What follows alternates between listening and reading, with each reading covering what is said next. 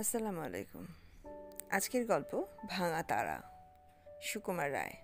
মাতারি কি আকাশের পরী। আকাশের পরী যারা, তাদের একটি করে তারা থাকে। মাতারি কি তার তারাটিকে রোজ সকালে শিশির দিয়ে ধুয়ে মেজে এমনি চকচক করে সাজিয়ে রাখত যে রাত্রিবেলা সবার আগে তার উপরেই লোকের চোখ পড়ত, আর সবাই বলতো কি সুন্দর। তাই শুনে শুনে আর সব আকাশের পরীদের ভারী হিংসে হতো। তানে হচ্ছেন গাছের দেবতা। তিনি গাছে গাছে রস জোগাতেন, ডালে ডালে ফুল ফোটাতেন, আর গাছের সবুজ তাজা পাতার দিকে অবাক হয়ে ভাবতেন, এই জিনিস দেখলে আর কিছুর পানে লোকে ফিরেও চাইবে না। কিন্তু লোকেরা গাছের পাতার ওপর বারবার কেবল মাতারিকির তারা দেখত, আর কেবল তার কথাই বলতো। তানের বড় রাগ হলো। সে বলল, আচ্ছা, তারার আলো আর কতদিন?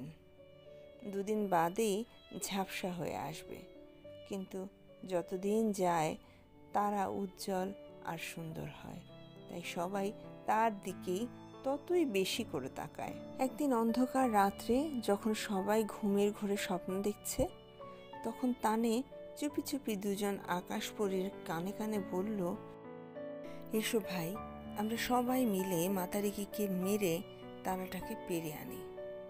পরীরা বলল, চুপ চুপ, মাতারিকি জেগে আছেন। পূর্ণিমার জ্যোৎস্না রাতে আলোয় শুয়ে মাতারিকির চোখ যখন আপনা হতে ঢুলে আসবে, সেই সময় আবার এসো। এসব কথা কেউ শুনল না। শুনল খালি জলের রাজার ছোট্ট একটি মেয়ে।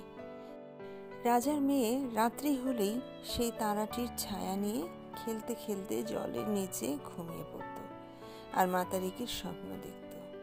দুষ্টু পরীর কথা শুনে তার দু চোখ ভরে জল আসলো। এমন সময় দক্ষিণ হাওয়া আপন মনে গুনগুনিয়ে জলের ধারে এসে পড়ল। রাজার মেয়ে আস্তে আস্তে ডাকতে লাগলো, দক্ষিণ হাওয়া, শুনেছ? ওরা মাতারিকিকে মারতে চায়। শুনে দক্ষিণ হাওয়া হায় হায় করে কেঁদে উঠল। রাজার মেয়ে বলল, চুপ চুপ, এখন উপায় কি বলো তো?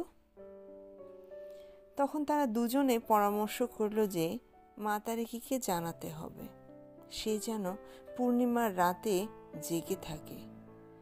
ভোর না হতেই দক্ষিণ হাওয়া রাজার মেয়ের ঘুম ভাঙিয়ে দিল। এখন যেতে হবে। সূর্য তখন স্নান সেরে সোনার সাজে পূবের দিকে দেখা দিচ্ছেন। রাজার মেয়ে তার কাছে আবদার করল, আমি আকাশের দেশে বেড়াতে যাব।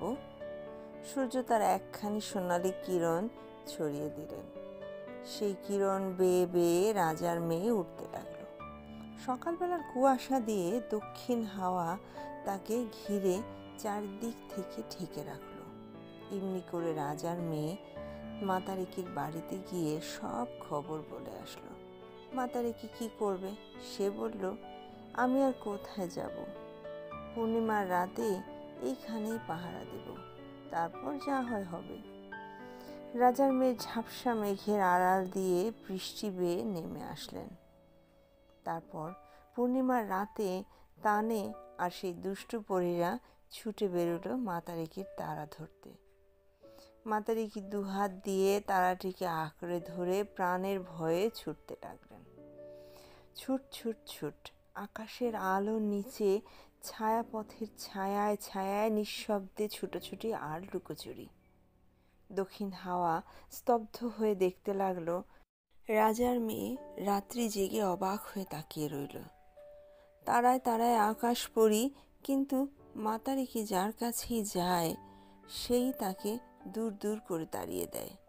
ছুটতে ছুটতে মাতারিকি হাঁপিয়ে পড়ল, আর সে ছুটতে পারে না।